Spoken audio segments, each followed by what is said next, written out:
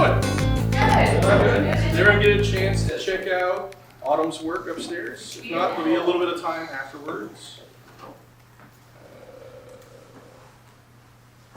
Only I pulled this up beforehand, that would have been great. Here we go. Okay, Adobe, Creative Mornings, they are a new global partner.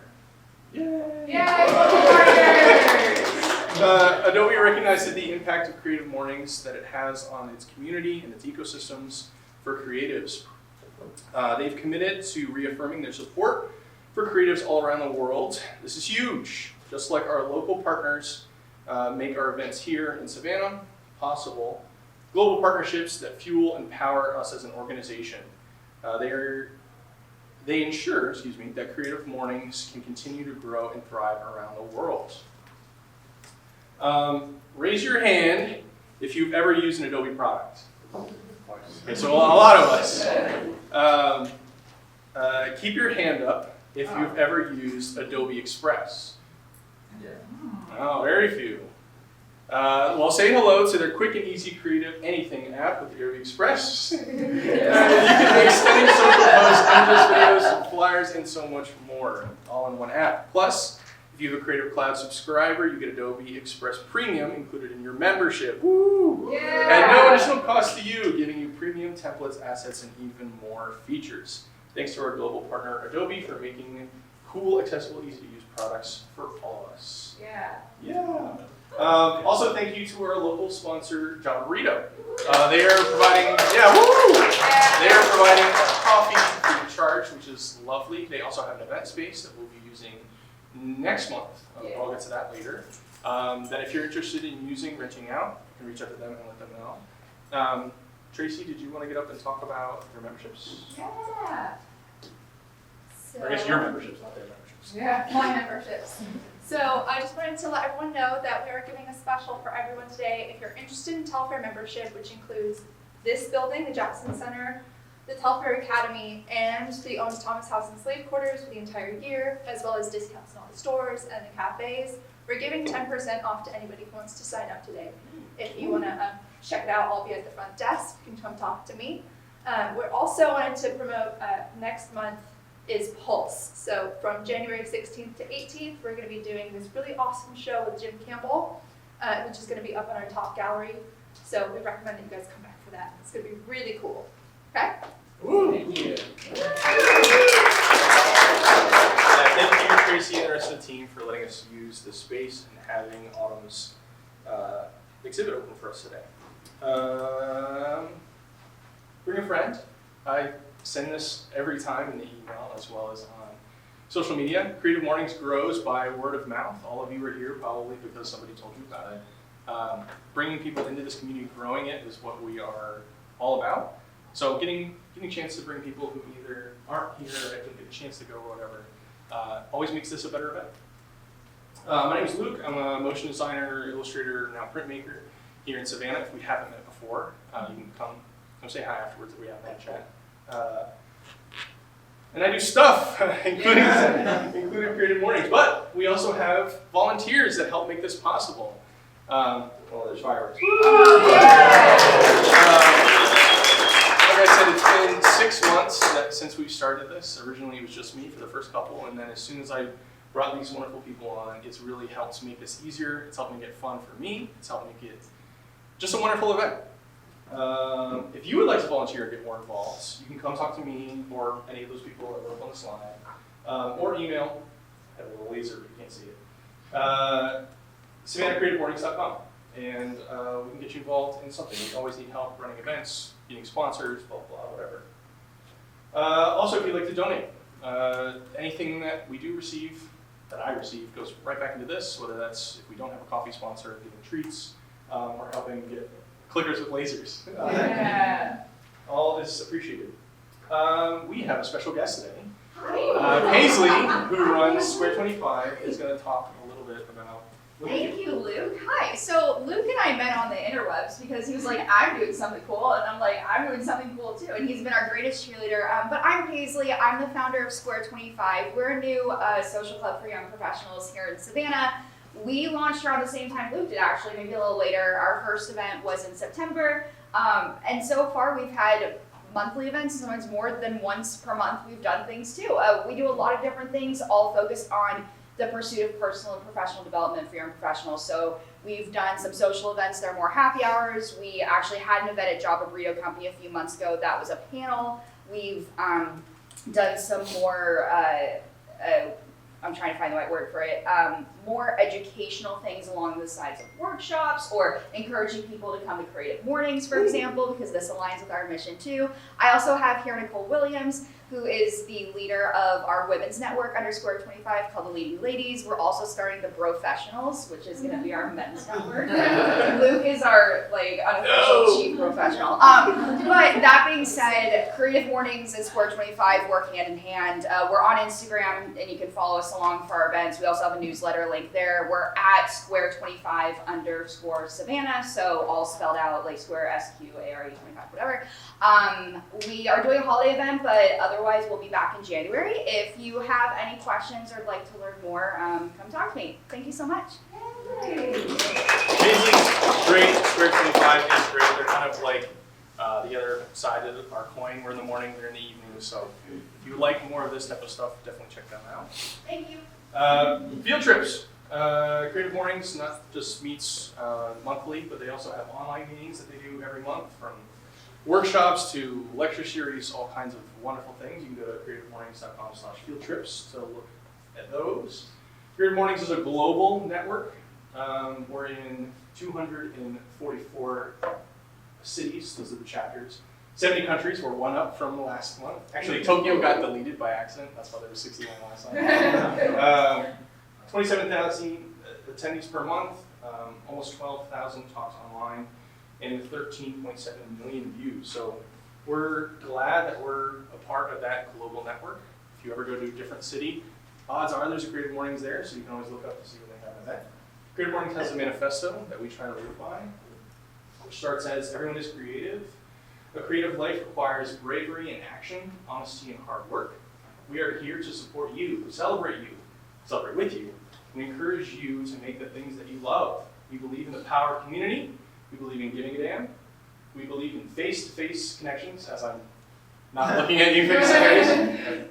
We believe in learning from others in hugs and high fives.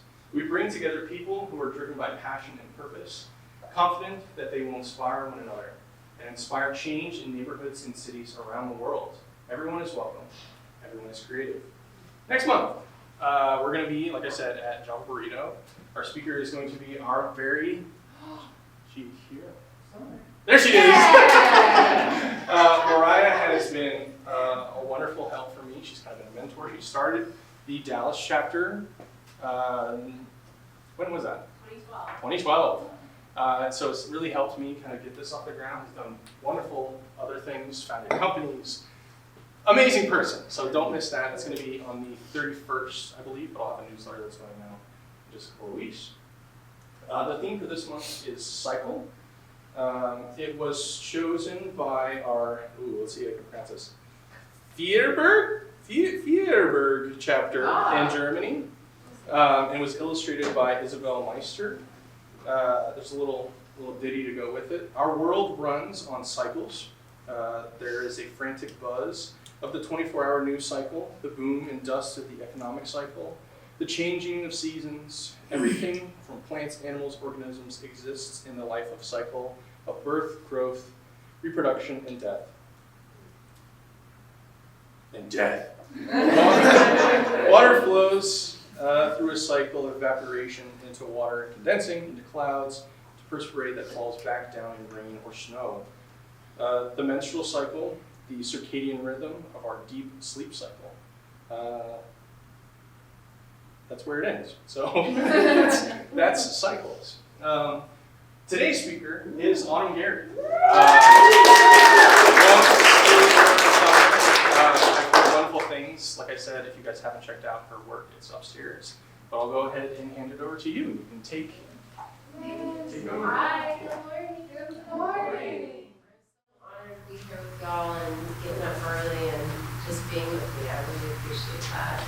I have a few little uncommitted. I tend to like to be just listen to what I feel I'm supposed to do. I made these little bracelets. I did these very using those for my friends. I hope there's enough. But within these little packets, there's a little cotton string that has a color. And that color can associate to however you want it to. Sometimes I think of the chakras. There's every color of the rainbow, and then there's black and white. The white can be for the yin energy, yin yang.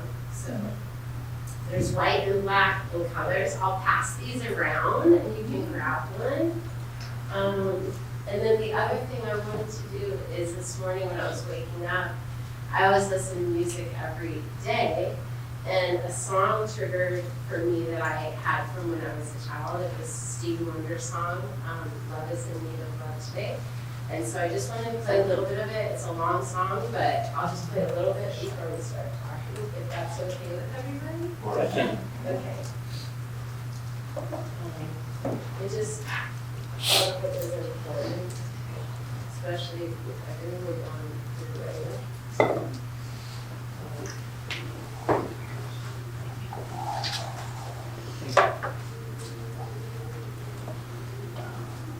Let's see if we can.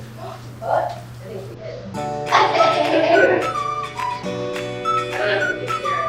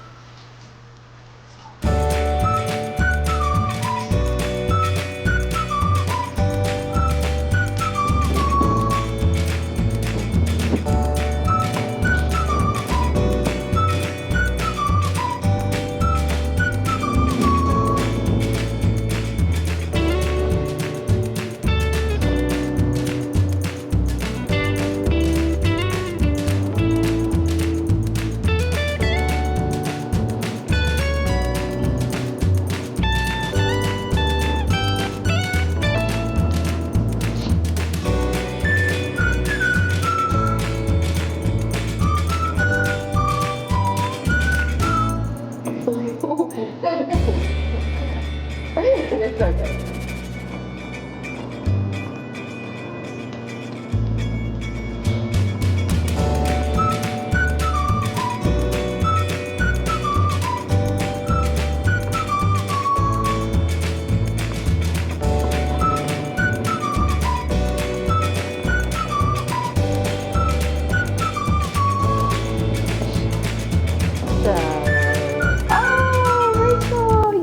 That's perfect for you.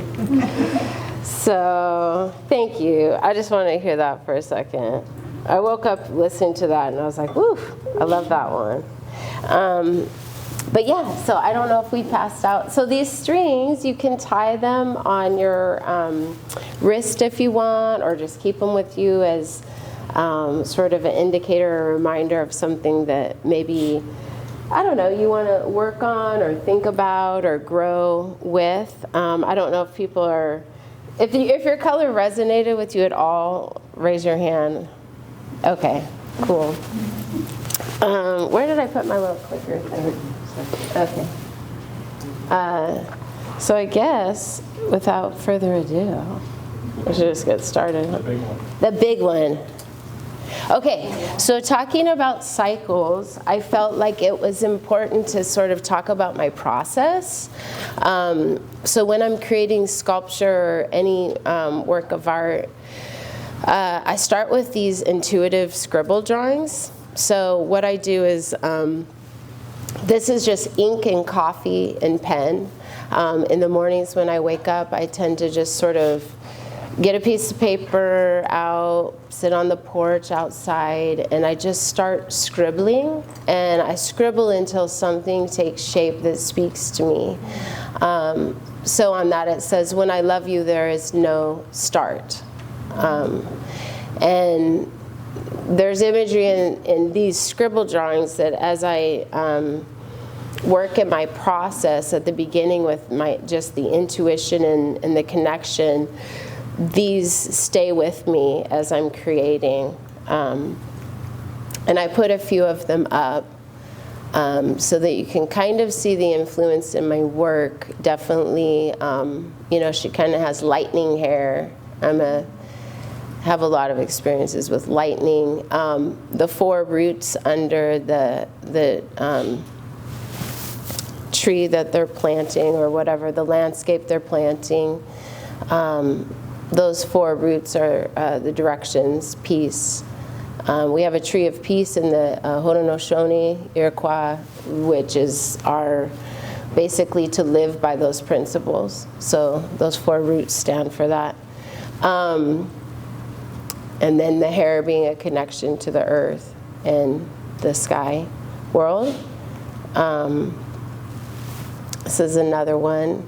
I mean, in these images, they just sort of come out as I'm going through whatever I'm going through in my own personal life, in the landscape of my dream life. So I've been raised to believe that my dreams are not separate from my waking life, that they're the same and equally as important, and sometimes more valuable for our waking life, in the sense that they inform us of our inner landscape. And speaking of cycles, I thought that that was kind of important to touch upon, because our inner landscape is just as important as the outer landscape of nature. And I think a lot of times we feel very separate with the way that we're living, but the truth is we belong to nature because we are nature. So, you know, right now it's kind of interesting to do this talk because we're on the precipice of winter. And I have noticed that so many people have come to me. I do therapeutic art outreach too, and this is a really hard time for a lot of people because we're taught, you know, this holiday's approaching, we're taught to be on time, be busy, to have energy. So many people are masking what they're feeling as they're with family or relative or people, you know. I mean, it's just, it can be a tricky time. But I think it's important to remember that this is also a time where the seed is cracking in the dark. You know, it's like we're planting those seeds and they're cracking in the dark, and that's a beautiful thing. And it's okay to reseed into the darkness. I think sometimes we don't allow ourselves that privilege of going into the darkness. And my work has a lot to do with that, because the darkness is the feminine in all of us. It's the place of creation. So I just, you know, I encourage everyone, as we're going through everything this season, to not fear leaning into the darkness a little bit of ourselves, and being okay with that and accepting that, and being honest about it. So my work, I deal with light and shadow a lot in my sculpture, and that's a big part of it too. So this is medicine wheel. There's many different versions of the medicine wheel. Different tribes have different versions, but in the end it's about the 4 directions: north, south, east, and west. Starting with east, for us in Iroquois, we're the keepers, Mohawk are the keepers of the eastern door, so we would be starting at east. But basically just honoring all parts of nature, direction, also our mind, body, spirit, and community. So all of those are important. So after I do my intuitive scribble drawings, I tend to turn them into more graphic drawings, because I know that eventually I'm going to translate these into metal or into some type of a sculptural form.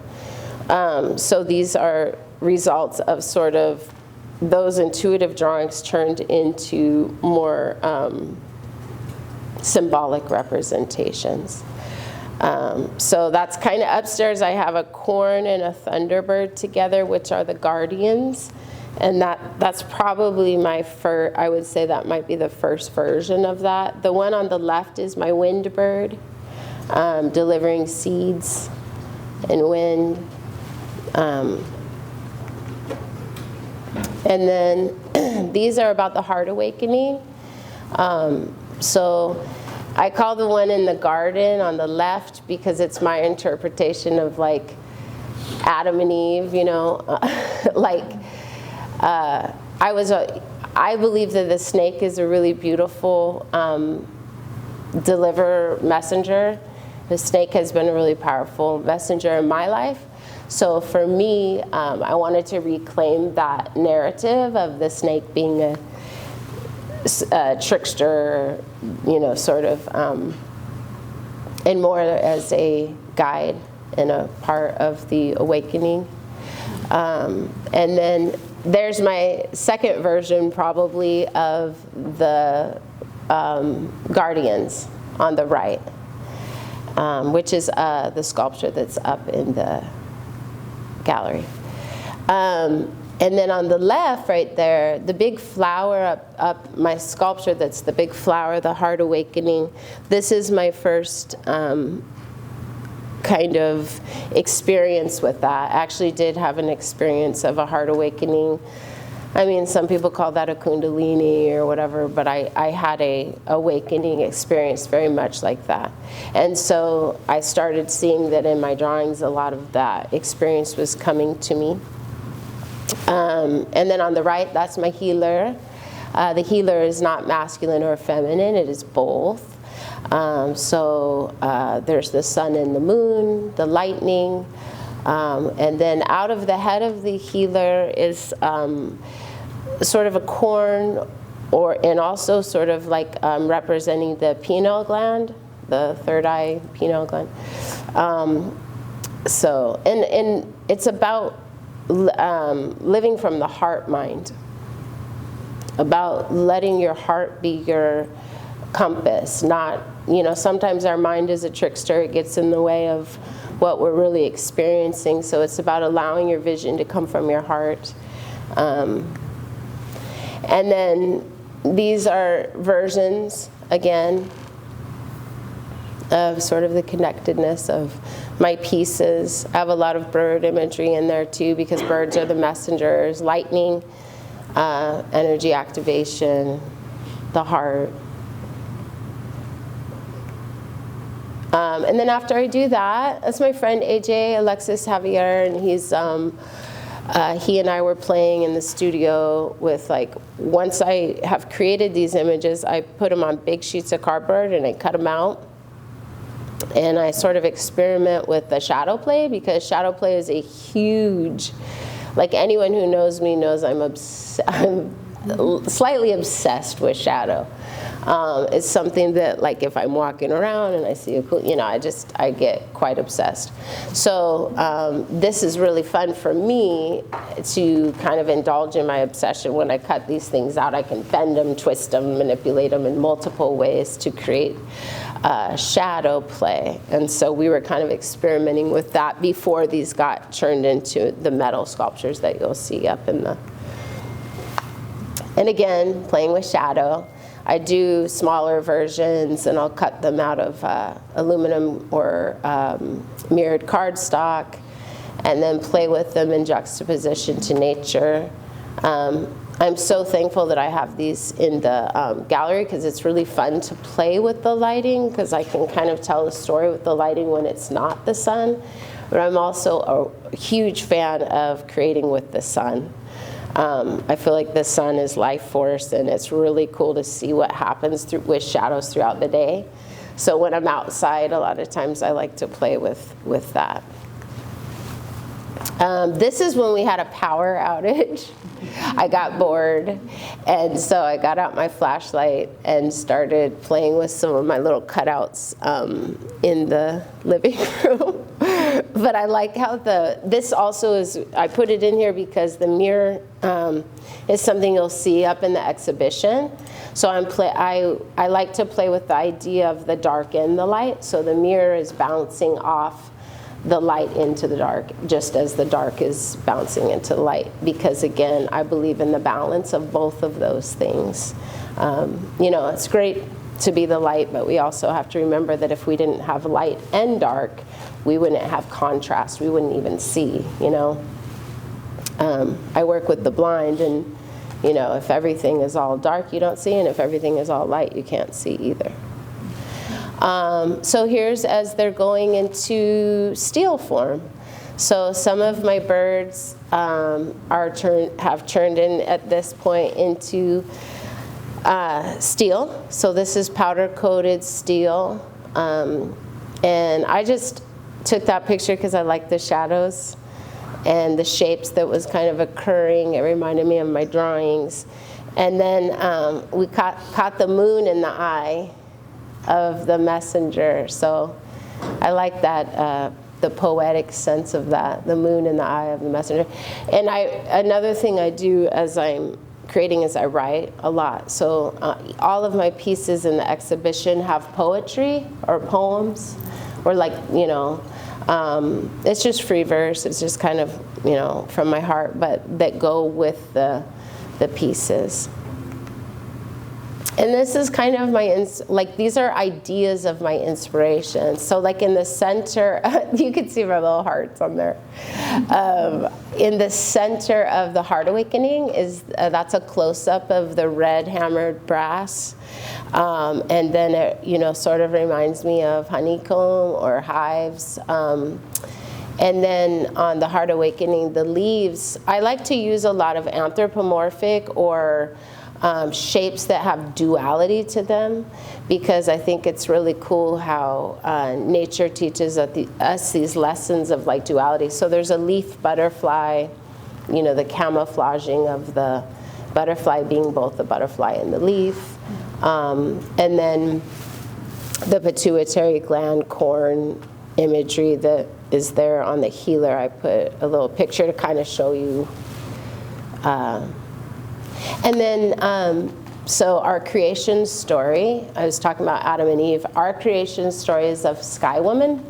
So she falls from the sky. Everyone started out in the sky before they were here. And as she digs under a tree for some roots to make a tea, and she's pregnant, and she falls through. And as she's falling, all the birds grab her, and they place her on Turtle's back. So the earth is called Turtle Island because of that story. And this is her starting the earth on Turtle Island. So on the healer, Alexis, or AJ, he drew, that is a sacred geometry of an actual turtle shell. That is drawn there, and Autumn, this is the other Autumn that works here. She's putting the first seed of purple corn on as an offering to the healer. So I have the opportunity, there's corn up there. You could put, you know, an intention, a prayer, a wish, however you believe, and add it to the center of the healer. And the idea is, you know, to put out something that we want to grow in our community, in our lives. And we're going to take all the corn and do, you know, plant it afterwards. So this is kind of an awakening, heart awakening metaphor. I thought it was really cool because I had had an experience like that. And then when we were, Josh right here, my husband, was treating the steel with me, and there's a process where if you heat treat the steel, it creates these rainbows. So I just thought that picture was kind of cool because it really does vibe with the, and again, my inspiration in nature. You know, you can find these spirals everywhere, the Fibonacci and the spirals everywhere, but I just saw, you know, I was even eating a watermelon the other day and it had little spirals, and I thought of I was like, ooh, I always cut a watermelon in half and eat it with a spoon. So, yeah. And this is really cool. So I went to Santa Fe to Indian Arts Market this summer, and all of the sculptures, which is kind of special to me as an artist, that like talking about them, they all sat in my yard. So they were all created outside, and they all sat in my yard, and which I personally feel made them really special because they were visited by ladybugs and spiders and lots of dragonflies and butterflies. But a lot of the shapes, again, that I use, like for the snake tongue, even though that's a very, you know, symbolic wishbone almost shape. It was cool because I was driving home from Santa Fe and the lightning cracked, and I was like, it's just everywhere, that, and I love lightning, so. And then this is my matriarch. She's up in the gallery, and it's really interesting because as I was making the matriarch, again, this drawing came from an intuition. It didn't come from anything I was researching or doing or whatever, and it was strange because as I was creating her, I actually had kind of thought of Sky Woman, because like Sky Woman is falling and there's the anthropomorphic hand, you know, and then you've got the bird and all these elements of catching her over the water. But then it was crazy because as I was making it, I started learning about Sedna. And I mean, this had already been made as I was learning about Sedna and working on it. And Sedna is an Inuit story, and she is the goddess of the ocean. But what happens is her fingers get cut off. It's a long story, but basically she has a lot of men in her life don't treat her very well. Mm-hmm. And her dad is taking her away from this shaman that's like a bird trickster, and he has her in a kayak, and the shaman comes as a bird to attack the father, and to save his own life, he throws her off the side of the boat or the kayak, and she tries to hang on, and he cuts her fingers off, and she falls into the ocean. But all of her fingers turn into the killer whales and the sea and the creatures of the sea. So even to this day, people, before they go out in the ocean, they'll offer her, you know, an offering and say, "Please be kind to us," you know, and that's Sedna. So it was cool because as I was making this, I realized that my sun sign is in Sedna for the next 40 years. So I was like, whoa, that's crazy. Maybe she was talking to me a little bit. Okay, and then these are, the bleeding hearts is something that I grew up with, the story of the bleeding hearts, and so that shape kind of is my heart shape in most of my my work. And then it was cool because I made this, the guardian, the corn, that comes from a dream I had that was a healing dream that the medicine woman helped me with. But above, I just found this not very long ago. It's from the natives in Mississippi. There was a pot, and they have a lot of artifacts that have this hand with the eye in the middle, which is something that is repeated in my work a lot. And then these are cave paintings of thunderbirds. Oh, and I thought this was really cool. So that's a heyoka. I don't know if y'all know what a heyoka is, but it's a clown that's a healer. And they are infused with lightning energy. You usually have a dream about lightning if you are a heyoka. But that's a hawk on the left. And I was taking a walk, and I love hawks. And that hawk just flew, and it looked, there was so much like I could just see the spirit, like it feels very anthropomorphic to me. It feels like a person, hawk. So I don't know, it just kind of spoke to me. And it was a cool experience that I had. It was like exactly what I needed. You know, when you have those experiences, you're like, oh my gosh, I needed to see that. You know, that was that. So another process I do, I gave this to my girlfriend, Sandra Deere, but I will sometimes develop them a bit more into paintings just so that I get a little bit more intimacy with the drawings. I might take them another step, you know, before I make the sculpture. So that is just that process. And these are my little visitors. So as I was making the sculptures, I have a little dragonfly, and she kept coming like this. I know it was the same one because she would come to the exact same spot on my sculpture. And then I had to go to Atlanta, so I had to leave her. But I saw her for 3 days in a row, and she let me hold her. And then this little snake, it was so cool as I was working on the snakes. This little snake came into my yard, and the little ladybug. And then the little spider, so cute. And there she is. Very good picture. Oh my gosh, I'm like obsessed. Get your camera ready. know. What? So that's it. I did it. And you did it. Thank you.